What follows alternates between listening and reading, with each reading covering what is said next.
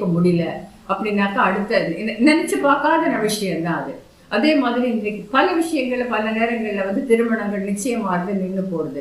இப்படி எல்லா இடத்துலையுமே எங்க வந்து அடுத்த கட்டத்துக்கு நாம எப்படி போறது அப்படிங்கறத நம்ம யோசிச்சோம் அப்படின்னாக்க கண்டிப்பா நம்மளால வந்து emotional overwhelming or emotional overload இல்லாம நமக்கு வரக்கூடிய சிச்சுவேஷன்ஸ் அது எப்படி இருந்தாலும் அதை நம்ம கண்டிப்பா அணுக முடியும். அதுல இருந்து நம்மளால வெளியில வர முடியும். இந்த புது வருஷத்துல நீங்க வந்துட்டு கண்டிப்பா நீங்க மனசுல நினைக்கிறதெல்லாம் நடக்கணும் அப்படிங்கறத தான் நான் வாழ்த்துறேன். அதுக்கான முயற்சிகளை ஸ்டெப் பை ஸ்டெப்பா கோல் ஃபோக்கஸ்.